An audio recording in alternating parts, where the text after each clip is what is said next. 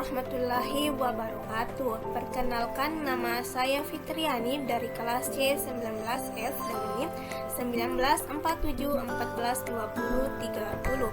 Di video kali ini saya akan membahas tentang yang pertama adalah organ tubuh dan sistem organ pada manusia.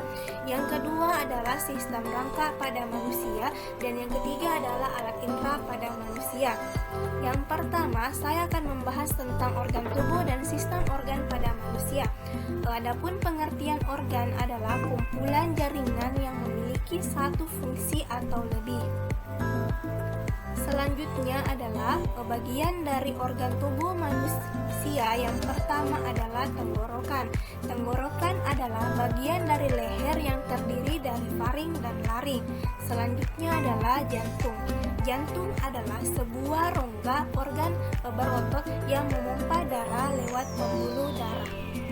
Selanjutnya adalah hati. Hati adalah organ ini terletak di bagian kanan di atas perut dan terlindungi oleh tulang rusuk serta diafragma.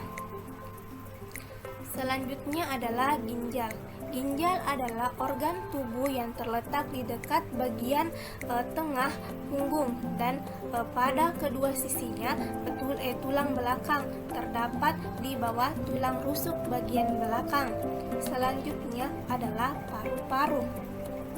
Paru-paru adalah organ pada sistem pernapasan dan berhubungan dengan sistem peredaran darah atau sirkulasi. Selanjutnya adalah limfa. Limfa adalah kelenjar tanpa saluran yang berhubungan erat dengan sistem sirkulasi.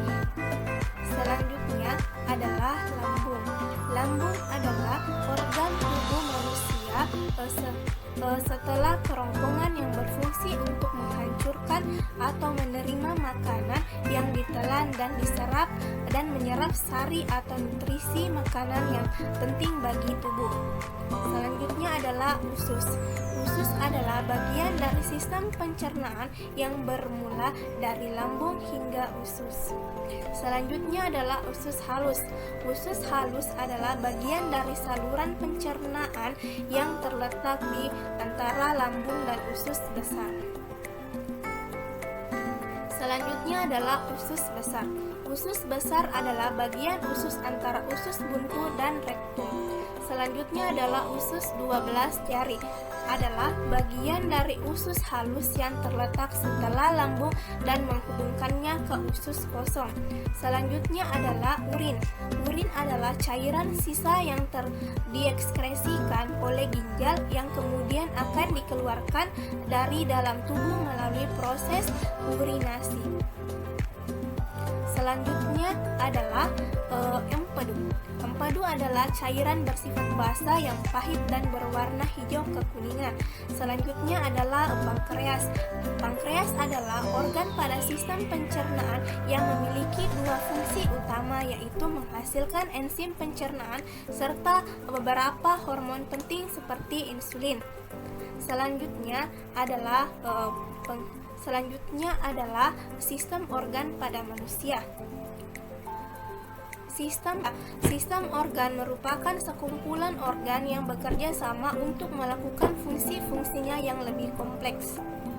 Adapun dari bagian dari sistem pencernaan yang itu mulut, pada mulut terdapat alat-alat bantu berupa gigi, lidah, kelenjar dan kelenjar air ludah.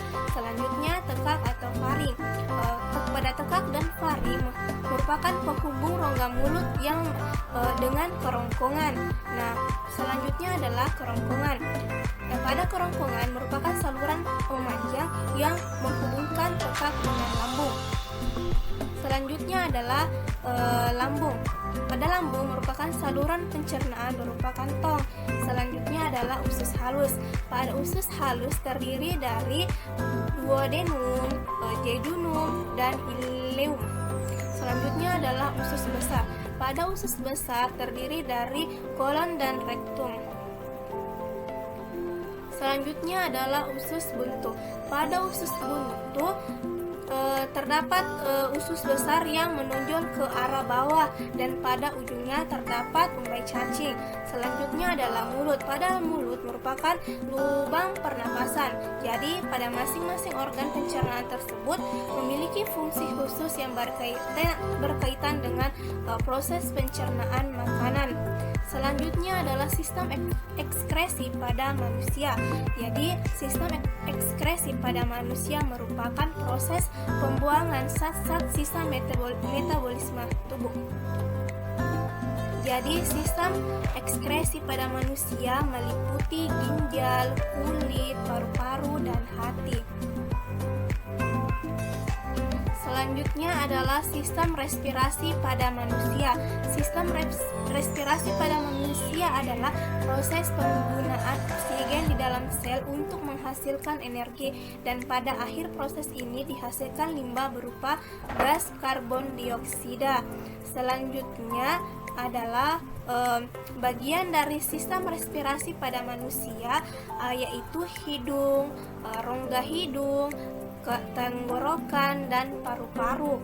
Selanjutnya adalah sistem sirkulasi pada manusia yang terdiri dari sistem transportasi adalah proses pengedaran berbagai zat yang diperlukan ke seluruh tubuh dan pengambilan sel zat yang tidak diperlukan untuk dikeluarkan oleh tubuh. Selanjutnya adalah sistem reproduksi pada manusia, yaitu alat reproduksi pada laki-laki yang terdiri dari testis, skrotum, vas deferens, epididymis, vescula seminalis, kelenjar prostat, uretra, dan penis. Selanjutnya adalah alat reproduksi pada wanita, yaitu vulva, vagina, serviks, rahim, ovarium, dan tuba fallopi. Selanjutnya saya akan membahas materi kedua, yaitu sistem rangka. Jadi sistem rangka adalah suatu sistem yang membantu pada makhluk hidup untuk dapat bergerak. Sistem rangka umumnya dibagi menjadi 3 tipe, yaitu eksternal, internal, dan basis cairan atau rangka hidrotalik. Selanjutnya adalah sistem gerak pada manusia yang meliputi tulang rangka. Pada tulang memiliki fungsi utama sebagai alat gerak pasif, artinya tulang hanya bisa bekerja atau bergerak apabila ada bantuan dari otak. Rangka pada manusia dapat dibagi menjadi 3 kelompok. Yang pertama bagian tengkorak, bagian badan, serta bagian anggota gerak. Yang kedua adalah persendian. Berdasarkan pada sifat geraknya, persendian dapat dibedakan menjadi 3, yaitu sendi mati, sendi kaku, dan sendi gerak. Selanjutnya adalah otot. Otot merupakan jaringan yang terdapat di dalam tubuh manusia yang memiliki fungsinya sebagai alat gerak aktif untuk membantu tulang agar bisa bergerak. Berdasarkan jenisnya, otot terbagi menjadi otot polos, otot jantung, dan otot lurik. Pada otot terdapat gerak dan kerja otot, yaitu otot bergerak secara kontraksi dan relaksasi. Ketika otot berkontraksi, maka ukurannya akan memendek menjadi keras dan akan membentuk gelembung pada bagian tengah. Dengan adanya kontraksi pada otot, maka tulangnya akan tertalik.